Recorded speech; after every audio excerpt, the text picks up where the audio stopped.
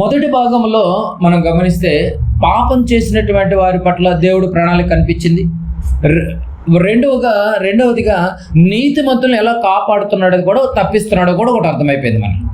Right, ఇదంతా మైండ్లో పెట్టుకొని ఈ యొక్క పాపపు ప్రపంచం గురించి భక్తుడైన అపోస్తుడైనటువంటి పేతురు గారు ఏం మాట్లాడుతున్నాడో బాగా గమనిద్దాం. పేతురు గారు ఏం మాట్లాడుతున్నాడో, దేవుని ప్రణాళిక గురించి ఏం చెప్తున్నాడో ఒకటి మనం బాగా గమనించాలి. పేతురు గారు రాసినటువంటి రెండవ పత్రిక, పేతురు గారు రాసినటువంటి రెండవ పత్రిక, పేతురు గారు రాసినటువంటి రెండవ పత్రిక రెండవ అధ్యాయము కొన్ని వచనాలు మనం ధ్యానిద్దాం. రెండవ పత్రిక 2వ అధ్యాయము 4వ వచనాన్ని చదువుకుందాం. 4వ వచనాన్ని చదువుదాం. ఇదిగో, దేవదూతలు పాపము చేసినప్పుడు. ఏమండి, ఇప్పుడు క్రొత్త నిబంధనకు వచ్చేసి మీరు బాగా గమనించాలిక. క్రీస్తు శకంలోనికి వచ్చేసి క్రీస్తు పూర్వములో లేదు. క్రీస్తు పూర్వములోనే దేవుని ప్రణాళిక తారాస్థాయికి వెళ్ళిపోయింది. ఏమండి, ఎంతగా వెళ్ళిపోయిందంటే నాశనం చేసే అంత స్టేజ్కి వెళ్ళిపోయింది. అది చేసి కూడా చూపించాడు లైవ్లో.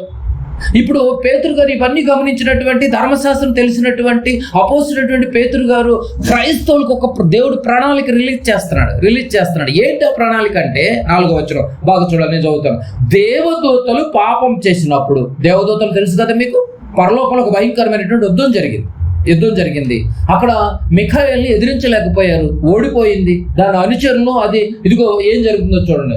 పాపము చేసినప్పుడు దేవుడు వారిని విడిచిపెట్టక పాతాళ లోకములో కటిక చీకటి గల బిలములోనికి త్రోసి తీర్పు కావలిలో ఉంచుటకు వారిని అప్పగించెను. 5వ వచనం. మరియు ఆయన పూర్వకాలమందున్న లోకమును విడిచిపెట్టక, ఇప్పటి వరకు మనం వినొచ్చాం, చరిత్ర హిస్టరీ చదివచ్చాం కదా. పూర్వకాలమందున్నటువంటి లోకమును విడిచిపెట్టక, క్రైస్తవులారా, క్రీస్తు నమ్ముకున్నటువంటి వారులారా, క్రీస్తు అనుచరులారా, క్రీస్తు రక్తంలో పాలిభాగతులైనటువంటి వారులారా, క్రీస్తు శరీరాన్ని ప్రతి నిత్యము తింటున్నటువంటి వారులారా, ఏమంటున్నాడు చూడండి. ఇదిగో, ఆయన పూర్వకాలమందున్న లోకాన్నే విడిచిపెట్టక భక్తిహీనుల సమూహము మీదకి జల ప్రళయమును రప్పించినప్పుడు, హిస్టరీ అంతా మళ్ళీ రిపీట్ చేస్తున్నాడు చూడండి. ఇప్పటి వరకు మనం విన్నదంతా, జల ప్రళయమును నోహు గారి కాలంలో రప్పించినప్పుడు నీతిని ప్రకటించినటువంటి నోహమును మరి 7గురిని కాపాడాడు. నువ్వు కూడా కాపాడబడాలనుకుంటున్నావా? నీతిగా బ్రతుకు.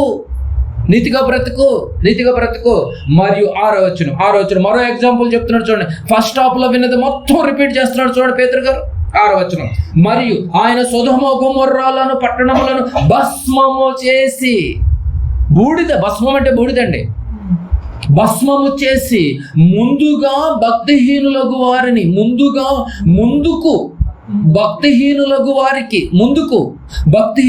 వారికి వాటిని దృష్టాంతములుగా ఉంచుటకై వాటికి నాశనము విధించి. ఏమిటి ఇవన్నీ మనకెందుకు చెప్తున్నాడు? జాగ్రత్త చెబుతున్నాడు. నీ పట్లైనా వారి పట్లైనా పాపము చేస్తే ప్రణాళిక ఏమి మారదనమాట. దేవదూతల్ని వదలనటువంటి దేవుడు, ఆనాటి చరిత్రలో నోహు గారి కాలంలో భక్తిహీనులు వదలనటువంటి దేవుడు, లోతు గారి కాలంలో భక్తిహీనులను కామంతో కొట్టుకున్నటువంటి వారిని నాశనం చేసినటువంటి దేవుడు బాగా గమనించాలి. దేవదూతల దగ్గర నుంచి చెప్తున్నాడు. ఎక్కడి నుంచి చెప్తున్నాడు? దేవదూతలు ఎక్కడ నుంచి పడద్రోయబడ్డారు? పరలోకంలో. అంటే ఎక్కడి నుంచి హిస్టరీని బయటికి తీస్తున్నాడు? పరలోకంలో జరిగిన దగ్గర నుంచి. పాపం ఎక్కడ మొదలైంది? పరలోకంలో జరిగిన దగ్గర నుంచి తీసుకుని వస్తున్నాడు. భూలోకంలో ఏం జరిగిందో చెప్తున్నాడు. నోహు గారి కాలాన్ని గుర్తు చేస్తున్నాడు, సొదొమ గొమొర్రా కాలాన్ని గుర్తు చేస్తున్నాడు, లోతు గారి కాలాన్ని గుర్తు చేస్తున్నాడు. చేస్తూ 7వ వచనంలో ఏమంటున్నాడు చూడండి. ఇప్పుడు దుర్మార్గుల కామ వికార యుక్తమైన నడవడి చేత బహు బాధపడిన నీతిమంతుడగు లోతును తప్పించిన సంగతి మీరు చూడలేదా? చదవలేదా? మరి అదే లోకంలో, పాడైపోయినటువంటి లోకంలో, నీతి లేని లోకంలో, మంచి లేని లోకంలో మీరు కూడా ఉంటున్నారుగా. మరి ఉంటున్నటువంటి పరిస్థితుల్లో లోకాన్ని చూసి మీరు కూడా మారిపోతారేమో. లోతును చూడండి ఒకసారి అంటున్నాడు. చూడండి, చూసారా? లోతును ఒకసారి చూడండి అని ఎంత చక్కగా చెప్తున్నాడు చూడండి. లోకమును విడిచిపెట్టక ముందుకు భక్తిహీనులకు వారికి దృష్టాంతములుగా ఉంచుటకై వాటికి నాశనం విధించినట్టుగా కనిపిస్తుంది. నాశనం నాశనం సర్వనాశనం తటస్థించినట్టుగా కనిపిస్తుంది అని మీరు అనుకోవచ్చు. ఏమండి, నేను భక్తులే కదా, నేను అలాంటి పాపం ఏం చేయలేదు కదా అని మీరు అనుకుంటున్నారేమో. సర్వ శరీరులు ఏదో ఒక విధంగా ఖచ్చితంగా పాపం చేస్తారని ఆదికాండంలో చెప్పుంది. రోమపత్రిక ఏం చదివచ్చాము? అందరూ ఏ భేదం లేదు నాయన, నువ్వు పెద్ద మహాపురుషుడు ఉత్తమ పురుషుడు అనుకుంటున్నావేమో. ఏ భేదం లేదు నాయన, ఎక్కడ ఒక చోట నువ్వు పాపం చేస్తావు, జాగ్రత్త. పాపం అంటేనే దేవుడికి నచ్చదు, ఇష్టం లేదు. వారికి పరలోకములో స్థలము లేదని చదివే కీర్తన గ్రంథంలో. స్థలము లేదని ఉంది చూడండి. వారు అసహ్యులని చదివచ్చాం మనం. మరి నువ్వు పాపం చేయలేదంటే ఎక్కడ ఒక చోట చేస్తున్నావేమో, జాగ్రత్త అని చెప్తున్నాడు. ఎక్కడ చేస్తున్నాం? సామెతల గ్రంథము 12వ అధ్యాయం. సామెతల గ్రంథము 12వ అధ్యాయం ఎక్కడైనా చేస్తున్నామేమో, సరిదిద్దుకున్నాం. సామెతల గ్రంథము 12వ అధ్యాయము 2వ వచనం చూడండి. సామెతల గ్రంథము 12వ అధ్యాయం 2వ వచనం. 12వ అధ్యాయము 2వ వచనం. సత్పురుషునికి యెహోవా కటాక్షము చూపును. యెహోవా కటాక్షం ఎవరికి చూపిస్తాడంటే సత్పురుషుడి, అంటే సత్ అంటే వాక్యపు పురుషుడికి ఏమండి యెహోవా కటాక్షం మెండుగా ఉంటుందంటండి. దురాలోచన గలవాడు నేరస్తుడని ఆయన తీర్పు తీర్చును. దురాలోచన గలవాడు నేరస్తుడని ఏమండి తీర్పు తీర్చును. ఎంతగా ఉందో చూసారు, మీరు గమనించలేదు. దురాలోచన గలవాడు నేరస్తుడని ఆయన తీర్పు తీర్చును. అంటే దురాలోచన, లోపల చేసే ఆలోచన నువ్వు బయటికి కనపడపోవచ్చాము, కానీ దేవుడికి తెలుసుగా. బాగా గమనించారులేండి, దేవుడికి తెలుసు కదండి. దేవుడికి తెలుసు, ఖచ్చితంగా దేవుడికి తెలుసు. కనుక బాగా గమనించాలి. ఇప్పుడు దురాలోచన అంటే ఆ రోజు కామము వికారం అయిపోయి, కామము పేటరేగిపోయి లోతు గారి ఫ్యామిలీ ఇంటి చుట్టూ తిరిగారు. అది ఓపెన్ అయిపోయారు. ఆ రోజు ఓపెన్ అయిపోయిన తర్వాత నాశనం చేయబడ్డారు. కానీ ఈ రోజు ఓపెన్ అవ్వకపోవట్లేదేమో, అది అఫీషియల్గా డిక్లేర్ అయిపోయిందేమో. ఎక్కడైనా ఉండొచ్చు, ఏదైనా చేయొచ్చు అని చెప్పేసి గవర్నమెంట్ వాళ్ళు డిక్లేర్ చేయొచ్చేమో. అది లీగలైజ్ ఏం కాదు నాయన, అది హ్యాపీగానే ఎంజాయ్ చేయొచ్చు అని చెప్పి లోకం డిక్లేర్ చేయొచ్చేమో ప్రభుత్వం. కానీ దేవుని దృష్టిలో నీ హృదయంలో అనుకున్నా కూడా, మోహపు చూపు చూసినా కూడా పాపమే ఉంది. మరి పాపం చేయనటువంటి వాళ్ళు ఎవరు చెప్పండి? అందరూ ఇలాంటి పాపము చేసి మోహపు చూపులో మనం అందరూ భక్తులు కాదంటారు, మీరు చెప్పండి. బాగా గమనించాలి. ఇవన్నీ ఈ దేవుడు పట్టుకోవాలంటే ఎలాగైనా పట్టుకుంటాడు. ఆయన హృదయాన్ని చూసేటటువంటి దేవుడు అనమాట. కనుక ఇదిగో ఆనాటి కాలాన్ని గుర్తు చేస్తూ ఈనాటి ఉన్నటువంటి క్రైస్తవులకు కూడా ఒక హింట్ ఇస్తున్నాడు. నాయన వాళ్ళని వదలలేదు, దేవదూతలను వదలలేదు, నోవహు గారి కాలంలో వాళ్ళని వదలలేదు, సొదొమ గొమొర్రా కాలాన్ని వదలలేదు, ఇశ్రాయేలు కాలంలో ఐగుప్తులను వదలలేదు. నిన్ను వదులుతాడని ఎలా అనుకుంటున్నావు? ఎవరైనా ఆయన అందరికీ సమానమే కదా. నిన్న నేడు ఆయన ఎప్పుడు ఎలా ఉంటాడంటే ఏకరీతిగా ఉంటాడు, స్టాండర్డ్గా ఉంటాడు. నీకు నాకు మనందరిలాగా ఓసర వెళ్ళేలాగా ఇక సిచ్యువేషన్ బట్టి మారేటటువంటి మైండ్లు కాదు దేవుడివి, ఒకే నిర్ణయంగా ఉంటుంది. కనుక బాగా గమనించాలి. ఇదంతా గమనించినటువంటి దేవుడు నేను భక్తుడని అన్నావంటే మాత్రం నీ యొక్క చూపులు జాగ్రత్తగా ఉండాలి కదా. ఈ చూపుల సంగతి దేవుడికి తెలుసు తప్ప ఎవరికి తెలియదు కదా. కనుక దేవుడు మళ్ళీ పేతురు గారి పత్రిక 2వ పత్రికలో పేతురు గారు ఎంతగా ప్రస్తావిస్తున్నాడో చూడండి. అంటే మన హృదయాలు చెడిపోయినట్టుగా కనిపిస్తుంది చూడండి. పేతురు గారు రాసినటువంటి 2వ పత్రిక 2వ అధ్యాయంలో చదివాం కదండి మనం ఇంతకు ముందు. 3వ అధ్యాయంలోనికి వెళ్ళిపోదాం. పేతురు గారు రాసిన 2వ పత్రిక 2వ అధ్యాయంలోనేమో హిస్టరీని అంతా రిపీట్ చేశాడు క్రైస్తవులకి, మనకి విశ్వాసులు దేవుని ఇంటి వారికి. ఇప్పుడు 3వ అధ్యాయంలోకి వచ్చేసరికి 6-7 వచనాలు చూద్దాం. ఇప్పుడు 6-7 వచనాలు చదవండి, మీకు అర్థమైపోతుంది. ఆ నీళ్ల వలన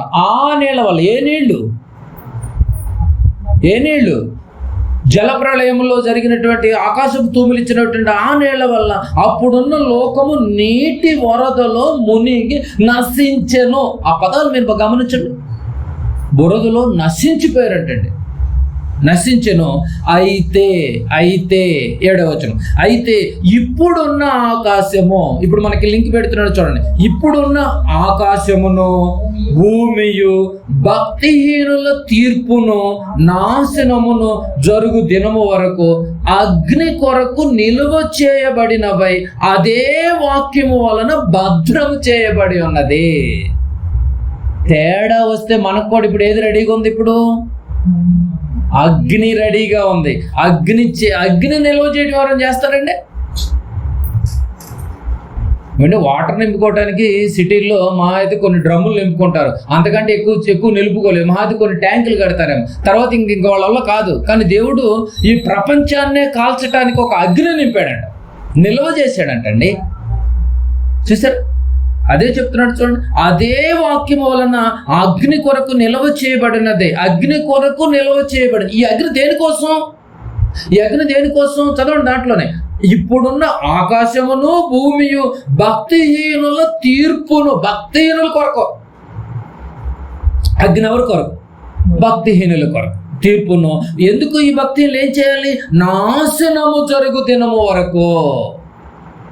నాశనం జరుగుతుంది ఫ్యూచర్లో. భవిష్యత్ చెప్తున్నాడు. అప్పుడు నాశనం జరిగింది, ఇప్పుడున్న లోకానికి కూడా నాశనం రాబోతుంది. దేనివల్ల అంటే అగ్ని వల్ల. ఎందుకు? ఎవరికి? భక్తిహీనుల కొరకు. ఎందుకు భక్తిహీనులుగా మారిపోయారంటే సాహసించి పాపం చేస్తున్నారు కూడా. క్రీస్తులోనికి వచ్చి క్రీస్తులో నడుస్తూ కూడా ఇంకా నువ్వు పాపం చేస్తున్నావు అంటే నీకు రెడీ చేయబడింది. ఆనాడు పరలోకంలో దేవదూతలకి ఒక తీర్పు ఇచ్చినప్పుడు నీకు ఇంకో వేరే తీర్పిస్తాడంటే, వాళ్ళని వదలనటువంటి దేవుడు, ఆ కాలానుగుణంగా తరాలను వదలనటువంటి దేవుడు రక్షిస్తూనే ఉన్నాడు నీతిమంతుల్ని. పాపులను మాత్రం ఖచ్చితంగా అగ్నితో రేపు శిక్షిస్తాడు. పాపపు ప్రపంచంపై దేవుని ప్రణాళిక ఎలా ఉందో మీరు బాగా గమనించాలి. ఎంత గొప్పగా ఉందో చూసారండి. అగ్ని కొరకు పాపపు ప్రపంచాన్ని సిద్ధం చేస్తున్నాడు. అగ్ని సిద్ధం చేస్తున్నాడు. ఎందుకంటే పాపపు ప్రపంచం మొత్తాన్ని తీసుకెళ్ళి అగ్నితో ఏం చేయాలి? కాల్చాలి. అందుకే అగ్ని ఆరదు, పురుగు చావదు. అగ్ని ఎప్పుడు ఆరదు. పురుగులు అంటే ఏ పురుగులు? మనుషులే. మనిషి చావడు, కాలుతూనే ఉంటాడు కానీ చనిపోడు. కాలుతూనే ఉంటాడు, చనిపోడు. ఎంతకాలం అంటే నిత్యాగ్ని. బాగా గమనించాలి. పేతురు గారు ఈ విషయాన్ని మెన్షన్ చేశాడు కదండి. ఇంకా బైబిల్ ముగించే టైంకి ప్రకటన గ్రంథానికి ముందు యోధా గారు వస్తాడు. యేసు ప్రభువు వారి యొక్క స్వయాన తమ్ముడు, సహోదరుడు. యూదా పత్రికలోకి వెళ్ళిపోదాం. ఏమండి, ఈ యొక్క పాపపు పరిస్థితుల మధ్య నాయన ఇంత చెప్పిన తర్వాత కూడా పాపంలో నువ్వు కూరుకుపోతున్నావేమో, నీ ప్రాణాలకి ముప్పు, పరలోకాన్ని వెళ్ళలేక పాతాళానికి వెళ్ళిపోయి అగ్నితో కాలిపోయేంత ప్రాణాలకి ముప్పు తెచ్చుకోకని పేతురు గారు చెప్పారు. ఇప్పుడు యోధా గారు కూడా ఏం చెప్తున్నాడో ఒకసారి చూద్దాం. ప్రకటన గ్రంథానికి ముందు ఉంటుంది యోధా పత్రిక 4వ వచనాన్ని చూద్దాం. 4వ వచనాన్ని నేను చదువుతాను, జాగ్రత్తగా. 4వ వచనం. ఎలాగనగా కొందరు రహస్యంగా జొరబడి ఉన్నారు. దేవుళ్ళకి వస్తే ఏదో వచ్చుద్దని రహస్యంగా జొరబడి ఉన్నారు. వారు భక్తిహీనులై మన దేవుని కృపను కామాతురత్వమును దుర్వినియోగపరచుచు. రహస్యంగా జొరబడతాం అంటే అదే, దుర్వినియోగపరచుచు మన అద్వితీయ నాథుడును ప్రభువైన యేసు క్రీస్తును విసర్జించుచున్నారు. దేవుడి దగ్గరికి అయితే వస్తారు కానీ దేవుడు చెప్పినట్టు నడవరు. అదే విసర్జించటం. అర్థమవుతుందండి మీకు పాయింట్? అందుకే ప్రభువుల వారు మాట్లాడుతూ ఉంటారు, నేను చెప్పిన ఆజ్ఞల ప్రకారంగా మీరు పాటించక ప్రభువో నన్ను పిలుచుట ఉపయోగం ఏమి లేదు నాయన అని చెప్తాడు. ఇలాంటి వాళ్ళు అందరూ చెప్పింది పట్టించుకోకుండా, చెప్పింది వినకుండా, చెప్పిన దాన్ని బట్టి ప్రవర్తించకుండా ఇంకేదో దేనికోసం వస్తారు. అయితే వీళ్ళందరూ క్రీస్తుని విసర్జిస్తున్నారంట. వీళ్ళందరూ రహస్యంగా జొరబడ్డారంట. సంఘంలో, కుటుంబంలో, దేవుని కుటుంబంలో జొరగబడ్డారంట. అయితే ఈ తీర్పు పొందుటకు వారు పూర్వమందే సూచింపబడిన వారు. ఈ తీర్పు పొందటానికి ఆల్రెడీ డిక్లేర్ అయిపోయారంటండి వీళ్ళంతా, ఈ భక్తిహీనులు. ఇంకా ఒకవేళ రహస్యంగా జొరబడ్డారేమో, ఇంకా దేవునిలోనికి వచ్చిన తర్వాత అది ఇదని ఏమైనా దొరుకుతుందని మీరు ఆలోచిస్తున్నారేమో. దేవునిలోనికి వస్తే దొరికేది మీకు నిత్య జీవము. ఇది ఫైనల్. ఇది కాక ఇంకేది కల్పిరేట్ చేసినా కూడా ఆ చెప్పేటోడు రహస్యంగా దొరపడ్డాడు ఏదో వచ్చుద్దని, ఈ వినేవాడు కూడా అంతకన్నా దౌర్భాగ్యంగా తయారయ్యాడు. కనుక జాగ్రత్తని యోధా గారు కూడా ఇదే రిపీట్ చేసి 5వ వచనంలో చూడండి. బైబిల్ ఎంత గొప్పదండి. 5వ వచనం. ఈ సంగతులన్నీ మీకు ముందుటనే ఎరిగి ఉన్నాను, నేను మీకు జ్ఞాపకము చేయగోరుచున్నాను. ఈ విషయాలు ఆల్రెడీ మీకు ముందు తెలుసు అంట. ఎవరి ద్వారా? ఎంతో మంది ప్రవక్తలు చెప్పారు, ఎంతో హిస్టరీలు చూశారు మీరు. ఎరిగి ఉన్నాను, మళ్ళా మీకు రిపీట్ చేస్తున్నాను. ఏమని? నేను మీకు జ్ఞాపకం చేయగలుచున్నదేమనగా. మళ్ళీ జ్ఞాపకం చేస్తున్నాడు అంటే ఏదో మిస్టేక్ రిపీట్ అవుతుంది.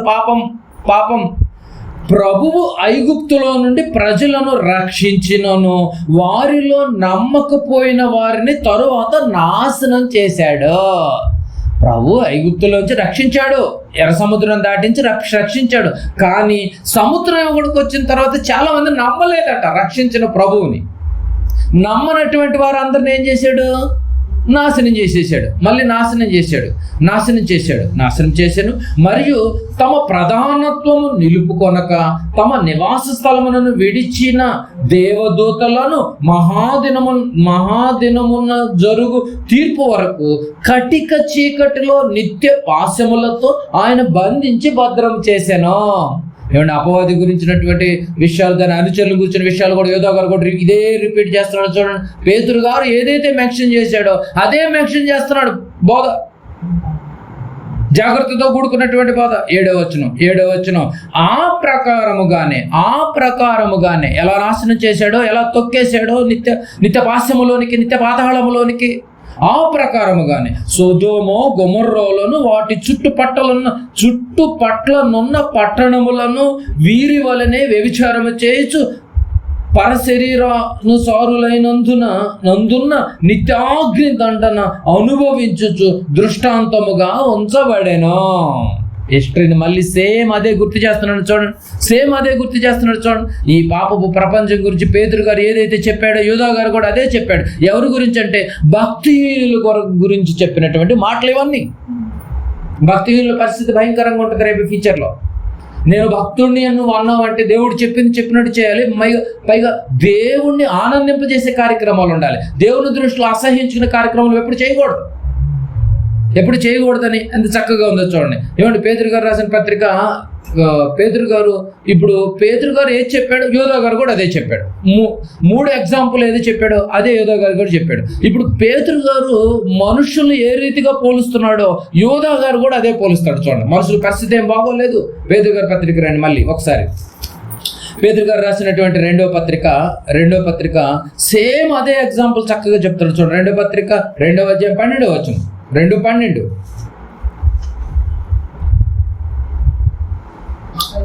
వారైతే పట్టబడి సంపబడుటకే స్వభావ సిద్ధముగా పుట్టిన వివేక శూన్యులకు మృగము వలె ఎలా ఉన్నారంటండి? మృగముల వలె ఉండి తమకు తెలియని విషయములను గురించి దూషించుచు తమ దుష్ప్రవర్తనకు ప్రతిఫలముగా హాని అనుభవించుచు తాము చేయు నాశనముతోనే తామే నాశనం పొందుదురు. చూస్తే వారే కొని తెచ్చుకుంటున్నారు. ఇలాంటి వాళ్ళందరూ దేంతో పోల్చాడు? మృగముల వలె ఉండి వివేకవంతులుగా మారాల్సినటువంటి వాడు వివేక శూన్యులైపోయారట. వివేక శూన్యులైపోయిన వెంటనే వాడు ఏమైపోతాడు? మృగంలాగా తయారైపోతాడు. ఏం చేస్తాడో వాడికే తెలియదు, ఏం మాట్లాడతాడో వాళ్ళకే తెలియదు, ఎలా బ్రతుకుతాడో వాళ్ళకే తెలియదు. శూన్యమైపోయింది. ఒకప్పుడు వివేకవంతులే కానీ ఇప్పుడు శూన్యమైపోతున్నాయి, మృగాలుగా మారిపోయాయి. మృగతత్వం వచ్చేసింది.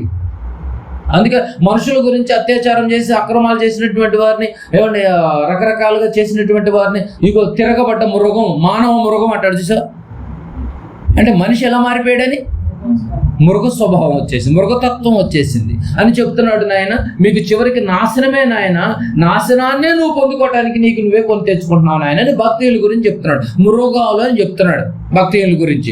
మరి యోధా గారు ఏం చెప్తున్నాడు చూడండి. ఇక్కడ మళ్ళీ ఒక చేయి పెట్టండి. యోధా గారు 10వ వచనంలో ఏం చెప్తున్నాడు చూడండి. 10వ వచనంలో యోధా పత్రిక 10వ వచనం వీరైతే తాము గ్రహింపని విషయములను గురించి దూషించు వారే. ఏమంటే వీళ్ళకి చెప్పిన విషయాలు తెలియదు, గ్రహించుకోకపోయినా కూడా ఏం చేస్తారంట? దూషించువారై. బాగా చూడాలి. 10 విషయములను గురించి దూషించువారై వివేక శూన్యములకు మృగముల వలె. పేతురు గారు ఏం చెప్పాడు అదే రిపీట్ చేస్తున్నాడు చూడండి. ఏమిటి ఎంతమంది బోధకులు మారినా, ఎంతమంది ప్రసంగికులు మారినా, ఎంతమంది అపోస్తులు మారినా కూడా బోధ మారట్లేదు. మీరు గమనించట్లేదు? ఇదిగో మృగముల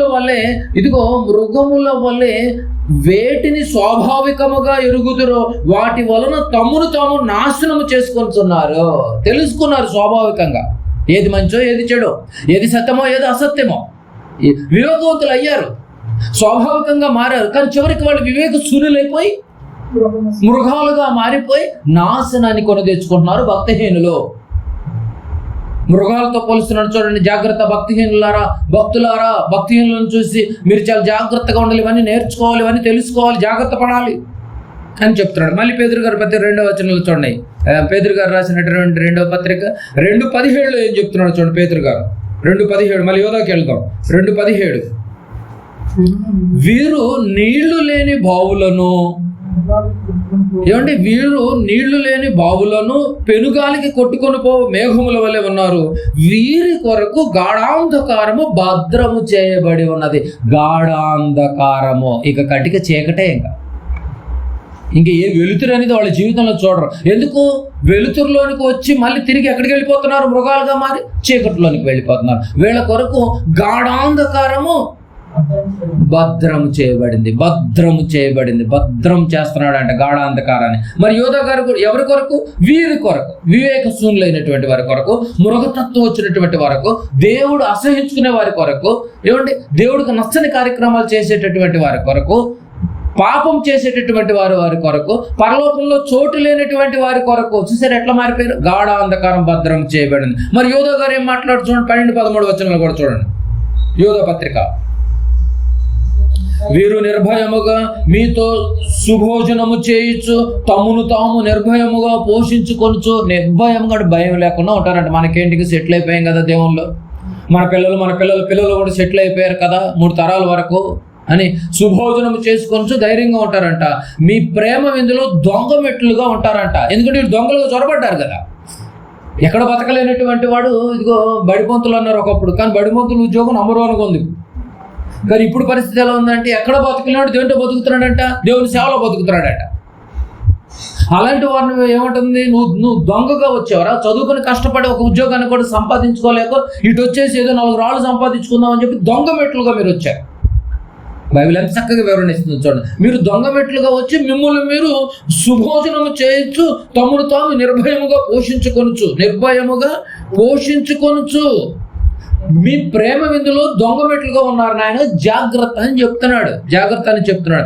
వీరు గాలి చేత ఇటు అటు కొట్టుకొని పోవు నిర్జల మేఘంలో గాను, కాయలు రాని ఫలములు లేక 2 మారులు చచ్చి వేళతో పెళ్ళగింపబడిన చెట్లుగాను 13వ వచనం, తమ అవమానమును నురగ వెళ్ళగొక్కువారై. యాక్చువల్గా వాళ్ళకి జరుగుతుంది దేవుని వాక్యం పట్ల అవమానమే జరుగుతుంది. ఈ అవమానానికి తట్టుకోలేక ఈ ప్రేమ విందులో దొంగమెట్లుగా ఉన్నటువంటి వారు సుభోజనం చేసేటటువంటి వారు ఏం చేస్తారంట? ఎంతసేపు ఎదుటోళ్ళ మీద నురగ వెళ్ళగొక్కుతూ ఉంటారంట. అర్థమైంది మీకు పాయింట్? నురగ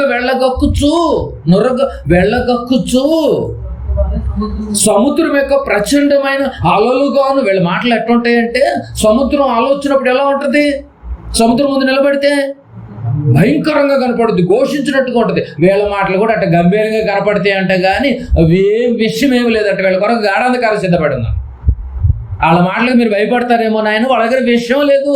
వాళ్ళు వివేక శూన్యులు, మృగాలు, భక్తిహీనులు, సుభోజనం చేస్తూ మీ మీద పడి బ్రతికేటటువంటి వాళ్ళు. ప్రచండమైన అలలుగాను, మార్గము తప్పి తిరుగు చుక్కలుగాను ఉన్నారు. చూసారండి, మార్గం ఎప్పుడో తప్పారంట, మార్గము తప్పి చుక్కలుగాను ఉన్నారు. మళ్ళీ సేమ్ పేతురు గారు ఏం చెప్పాడు అదే చెప్తున్నాడు చూడండి. వారి కొరకు గాఢాంధకారము నిరంతరము భద్రము చేయబడి ఉన్నది. ఫైనల్ అంటే నిరంతరం. గాఢాంధకారం ఎప్పటి వరకు ఉంటాడని ఉంచుతాడంటే వాళ్ళకి నిరంతరం.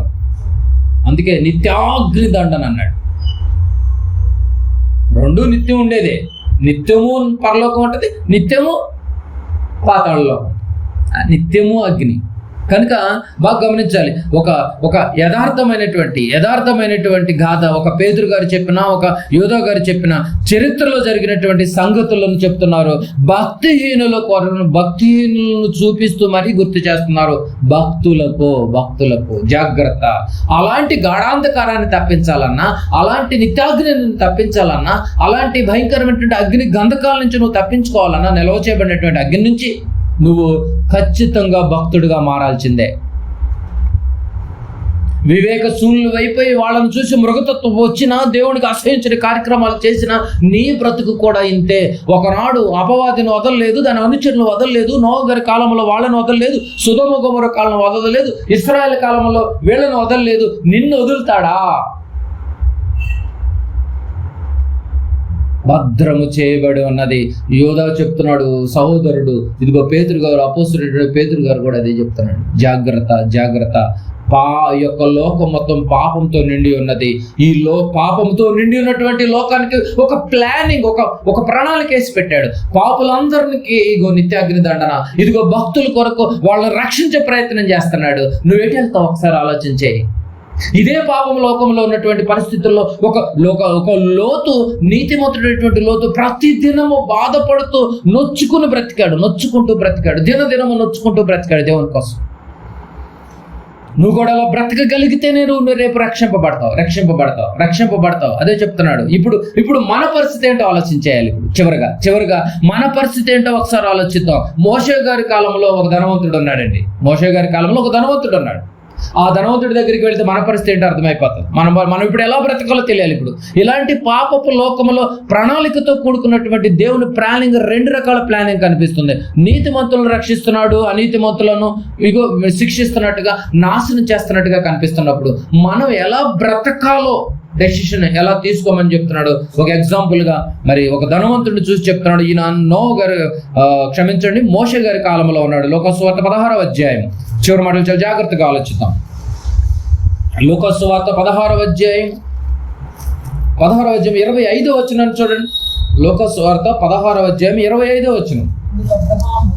అందుకు అబ్రహాము, కుమారుడా, ధనవంతుడును మరి లాజరు మీకు తెలిసినటువంటి విషయమే కాబట్టి బాగా ఆలోచిద్దాం.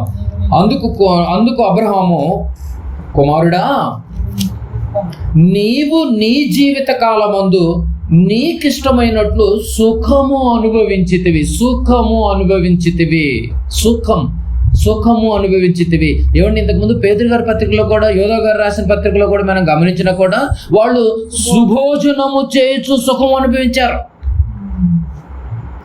అంటే దేవుడి ఇష్టాన్ని పక్కన పెట్టి వారి ఇష్టాన్ని నెరవేర్చుకుంటూ ఉన్నటువంటి ప్రతి ఒక్కళ్ళు కూడా చాలా రిస్క్లో ఉన్నారని చెప్తుంది చూడండి.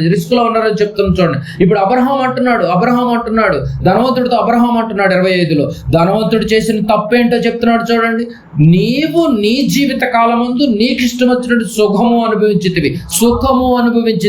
అలాగుననే లాజరు కష్టము అనుభవించనని జ్ఞాపకం చేసుకో. ఒకసారి జ్ఞాపకం చేసుకోండి. నీతిమంతులు ఎటు వెళ్తున్నారు, అనీతిమంతులు ఎటు వెళ్తున్నారు, పాపం చేసిన వాళ్ళు ఎటు వెళ్తున్నారు? ఏమండి, దేవునికి ఇష్టానుసారంగా బ్రతికిన వాళ్ళు ఎలా రక్షిస్తున్నాడు ఒకసారి జ్ఞాపకం చేసుకో. ఆయన నీ ఇంటి ముందు ఉన్నటువంటి లాజరు ఎలా బ్రతికాడో ఒకసారి జ్ఞాపకం చేసుకో. నువ్వు ప్రతిరోజు సుఖపడుతున్నావు కానీ ఆ కష్టపడుతున్నటువంటి వారికి గుప్పుడు మెతుకులన్న వేసి రక్షిద్దామని ఆలోచన లేకుండా పోయిందే. అందరూ దేవుని పిల్లలని నీకు అర్థమైతే, నీ ఎదుట నీ కళ్ళ ముందు కష్టంతో కనిపిస్తే వాళ్ళకి కొద్దిగానే నువ్వు హెల్ప్ చేయాలన్నటువంటి ఆలోచన నీకు కనీసం రాలేకపోయింది. మీరు ఇప్పుడు హ్యాపీగా ఉన్నాడు కదా లాజరు. ఆ రోజు నీకు ఇష్టం వచ్చినట్టుగా నువ్వు బ్రతికావు అని ఎంత చక్కగా చెప్తారు. జన్మనిచ్చినటువంటి వారి ఇష్టానుసారంగా బ్రతకాలన్నది న్యాయం. భూమి మీద నిలబడ్డ దగ్గర నుంచి, ఈ భూమి దగ్గర నుంచి, పీల్చుకున్న గాలి దగ్గర నుంచి, ఈ శరీరంలో, ఈ యొక్క దేహంలో ప్రతి అవయవాలను నేను నిర్మించి ప్రతి ఆత్మను అందరిని పంపించింది నేనే కదా. జన్మనిచ్చింది నేనే, ఉనికినిచ్చింది నేనే, ప్రాణం ఇచ్చింది నేనే, సమస్తము మీకు దయచేసింది నేనే కదా. మరి ఇదిగో నేను నా ఇష్ట ప్రకారంగా మీరు బ్రతకకపోతే ఖచ్చితంగా నువ్వు నరకానికి వెళతావని అయ్యో ఈ యొక్క ధనవంతుని చూసి మాట్లాడుతున్నట్టుగా కూడా కనిపిస్తుంది మనకి. బాగా గమనించాలి. ఏమండి, తల్లిదండ్రులు పిల్లవాడిని బాగా చదివించిన తర్వాత ఇగో చదివి వాడు ఇష్టం వచ్చినట్టుగా పెద్ద ఉద్యోగం వచ్చేసేసి వాడికి నచ్చినట్టుగా వాడు వీళ్ళందరిని వదిలేసి వెళ్ళిపోతే ఆ తల్లిదండ్రులు ఏం మాట్లాడతారు మీరు గమనించండి. జాలిపడి వదిలేరు, ఫైట్ చేస్తారు. ఏం చేస్తున్నావు అసలు, ఇదేనా నువ్వు చేసినటువంటి ఘనకారం, ఇదేనా మేము వేసిన కష్టానికి ప్రతిఫలం అని చెప్పి ఫైట్ చేస్తారు లేదా? దేవుడు కూడా అదే ఫైట్ చేశాడండి. అదే ఫైట్ చేసి నాశనం చేయటానికి సిద్ధపడుతున్నాడు.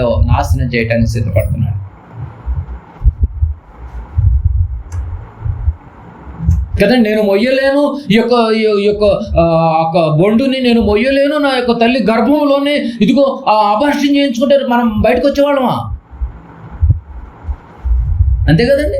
9 నెలలు నీ బాడీ నువ్వు మోసుకోవటమే కష్టమైనటువంటి పరిస్థితుల్లో 9 నెలలు మరొక పిండాన్ని, మరొక బేబీని మొయ్యటం అంటే ఎంత కష్టమండి. ఇది కనిపించేటటువంటి తల్లి ఆవేదన, తల్లి బాధ మీకు అర్థమైతే ఈ సృష్టిని కలిగించినటువంటి ఈ సృష్టి ఒడిలో నిన్ను పెంచి పోషించి పెద్ద చేసి గాలి నీరు సమస్తము నీకు కలిగించి అవయవాలిచ్చి చక్కటి రూపాన్నిచ్చి అన్నటువంటి దేవుడికి నచ్చినట్టుగా నువ్వు బ్రతకకపోతే నువ్వు వెళ్ళేది నరకమైన గుర్తు చేస్తున్నాడు అబ్రహాం గారి ధనవంతుడికి. నీకు ఇష్టం వచ్చినట్టుగా నువ్వు సుఖం అనిపించావు కదా అని ఎంత గొప్ప మాటలు మాట్లాడుతున్నారు చూడండి. కనుక అలాంటి సుఖం అనిపించి అంటే నీకు ఇష్టం వచ్చినట్టుగా నువ్వు బ్రతికితే దేవుడు ఒక స్టేట్మెంట్ ఇచ్చాడు. ఏమిచ్చాడు తెలుసా? కొరింథీయులకు రాసినటువంటి మొదటి పత్రిక. నీకు ఇష్టం వచ్చినట్టుగా నువ్వు బ్రతికితే దేవుడు ఏం చేస్తాడో తెలియాలి, నీకు ఏం చేస్తాడో తెలియాలి, దాని పరిణామాలు ఏంటో తెలియాలి. కొరింథీయులకు రాసినటువంటి మొదటి పత్రిక 10వ అధ్యాయం, కొరింథీయులకు రాసినటువంటి మొదటి పత్రిక 10వ అధ్యాయము 5వ వచనాన్ని కూడా చదువుదాం. కొరింథీయులకు రాసిన మొదటి పత్రిక 10వ అధ్యాయం 5వ వచనం. అయితే వారిలో ఎక్కువ మంది అండర్లైన్ చేసుకున్న పదం దేవునికి ఇష్టలుగా ఉండకపోయారు కనుక అరణ్యములో సంహరింపబడిరే. చూసారండి, ఎక్కువ మంది అరణ్యంలో లేపేయడానికి కారణం ఏంటి? దేవునికి ఇష్టలుగా లేరు. దేవునికి ఇష్టలుగా లేకపోతే ఏం చేస్తారు? ప్రాణాలకి ముప్పే. అదే ధనవంతుడు కూడా మాట్లాడు, నీకు ఇష్టం వచ్చినట్టుగా నువ్వు సుఖం అనుభవించావు అంటే దేవుడి ఇష్టం ప్రకారంగా నువ్వు బ్రతకలేదు కదా. అందుకే ఆ రోజు స్టేట్మెంట్ ధనవంతుడి దగ్గర మనకి ఇచ్చేస్తున్నాడు. ఇదిగో ఇక్కడికి వచ్చేసరికి కొరింథీ పత్రికలో ఒక స్టేట్మెంట్ ఇస్తున్నాడు. ఏమిస్తున్నాడు? నా ఇష్టానుసారంగా మీరు బ్రతకకపోతే ఒకనాటి ఇశ్రాయేలుని సంహరించాను, మిమ్మల్ని కూడా సంహరించకపోవటం పెద్ద విషయమేమి అని క్రైస్తవులకు చెప్తాడు. కొరింథీ పట్టణంలో ఉన్నటువంటి క్రైస్తవులకు చెప్తున్నాడు. చూసారండి, దేవునికి ఇష్టలుగా ఉండకపోయారు కనుక అరణ్యంలో సంహరించారు. ఇది కూడా లోకంను అరణ్యముగా మార్చిన వాడు ఎవడు? అపవాది. ఇప్పుడు మనం అరణ్యంలోనే ఉన్నాం. ఈ అరణ్యంలో మనం ఎవరి ఇష్టాన్ని బట్టి నడవాలి? ప్రతి క్షణం ఆయన ఇష్టాన్ని బట్టి నడవాలండి. ప్రతి క్షణం, నాయనా నువ్వు లేదే మాకు బ్రతుకు లేదు, నాయనా నువ్వు లేదే జీవనం లేదు, నువ్వు లేదే మాకు ఉనికి లేదు. అది ప్రార్థన చేసుకునే విషయంలో కానీ, చదువుకునే విషయంలో కానీ, వాక్యాన్ని ధ్యానించే విషయంలో కానీ ప్రతి క్షణం దేవుడి ఇష్టం ప్రకారంగా నీ యొక్క ఆలోచన ఉండాలి నీ మధ్యలో. ఆ రోజు ఇలా సంహరింపబడ్డారు ఆయన ఇష్టం ప్రకారంగా లేకపోతానే అని చెప్తున్నాడు. కింద 11వ వచనం కూడా ఈ సంగతులన్నీ దృష్టాంతములుగా వారికి సంభవించి యుగాంతమందున్న మనకు బుద్ధి కలుగుటకై వ్రాయబడెను. బుద్ధి రావాలని రాశాడంటే ఈ సంగతులన్నీ ఇప్పుడు వరకు విన్న సంగతులని ఒక పేతురు గారు చేత వ్రాయించబడ్డా, ఒక యూదా గారి చేత వ్రాయించబడ్డా, ఇవన్నీ చరిత్రలో జరిగినటువంటి నష్టాలన్నీ, నాశనాలన్నీ చూసిన ఇవన్నీ మనకి ఎందుకు రాయించాడంటే కేవలం ఒకటే, బుద్ధి కలుగుటకై. పాప ప్రపంచంపై దేవుని ప్రణాళిక ఎవరిని విడిచిపెట్టదు. ఖచ్చితంగా నువ్వు దేవుడి ఇష్టం బట్టి నడవాల్సిందే. నీ ఇష్టం ఏంటి నాయన అని అడుగు. బైబిల్ చెప్పుద్ది. బైబిల్ ద్వారా తెలియచేస్తాడు దేవుడు ఎన్నో ఇష్టాలు. నేను నా ఇష్టం నెరవేర్చుకునేటకు నేను రాలేదు, నా తండ్రి ఇష్ట ప్రకారమును నా తండ్రి చిత్తాన్ని నెరవేర్చుటకై నేను ఈ లోకమునకు అని నిన్ను నన్ను రక్షించినటువంటి రక్షకుడైన యేసు నోటి ఈ మాటలు మనకు అర్థమవుతున్నప్పుడు, యేసే ఇంత ఇష్ట ప్రకారంగా నడుస్తున్నప్పుడు మనం ఇంకా ఇష్టంగా నడవాలి. మనకొక రూలు, యేసుకొక రూలా? ఎవరిని విడిచిపెట్టదండి. అప్పటికి ఇప్పటికీ నువ్వు దేవుని కోసం బ్రతకకపోతే ఇంకా టైం ఉందనుకుంటే పొరపాటు. ఎక్కడి నుంచైనా బుద్ధి తెచ్చుకొని బ్రతకాలంటున్నాడు. పేతురు గారు రాసినటువంటి రెండవ పత్రిక 3వ అధ్యాయం. పేతురు గారు రాసినటువంటి ఇంకా టైం ఇస్తున్నావా, ఇంకా బ్రతుకుతావని ఇంకా నీకు టైం ఇస్తున్నాడు దేవుడు. ఏవో మారతావు. నీ వయసు ఎంత, నీ ఆలోచన ఎంత, నీకు ఇచ్చిన సమయం ఎంత? 2 పేతురు 3:9 కొందరు ఆలస్యం ఎంచుకునేటట్లు ప్రభు తన వాగ్దానమును గురించి ఆలస్యం చేయవాడు కాడు గాని ఎవడును నశింపవలనని ఇచ్చేయింపక. ఎవడు నశింప పదాలు మీరు గమనించలేదా? ప్రారంభం నుంచి నాశనం నాశనం నాశనం. ఎవరు ఒకప్పుడు నాశనమైనందుకు నా పిల్లల గురించి నేను చాలా బాధపడ్డాను, ఇక నేను ఎప్పుడు నాశనం చేయనని నోవహు గారితో ఒక వాగ్దానం కూడా చేశాడు, ఒక ఎన్నో రోజులు కూడా పెట్టాడే. ఇంకా మనసు అర్థం చేసుకోకపోతే ఎలా? ఇప్పుడైనా మీరు మారు మనసు పొందండి, ఇక్కడి నుంచి తొందరగా మారండి నాయన. ఎవరు నశించిపోవడం, నా గర్భాన పుట్టినటువంటి బిడ్డలు, నాలో నుంచి విడిపోయి వచ్చినటువంటి వారు కదా. ఎవరును నశింపక ఎవడును నశింపవలనని ఇచ్చేయింపక అందరూ మారు మనసు పొందవలనని కోరుచు మీ ఎడల దీర్ఘశాంతము గలవానే ఉన్నాడు. అప్పటిలాగా డెసిషన్ తీసుకుంటే మనం ఉండేవాళ్ళం అండి. ప్రవక్తల ద్వారాను యాజకుల ద్వారాను డెసిషన్ తీసుకుంటూ ఉండేవాళ్ళమా ఇప్పుడు?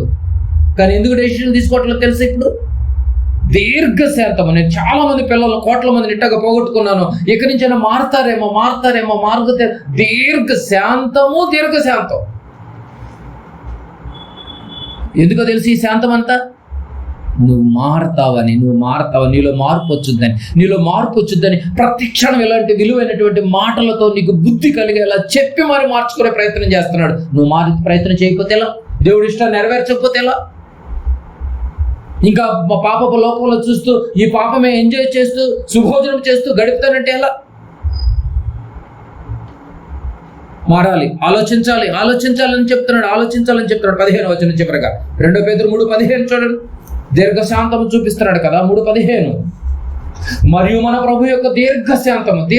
ఎందుకయ్యా ఈ దీర్ఘశాంతం అంటే కేవలం ఒకటేనండి, నిన్ను రక్షించటానికే.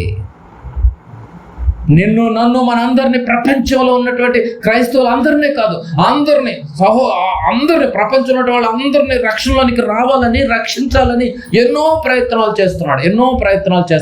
ఈ ప్రయత్నంలోని భాగంగా దేవుడు సైలెంట్ మోడ్లోకి వెళ్ళిపోయాడు. దీర్ఘశాంతం అంటాడు.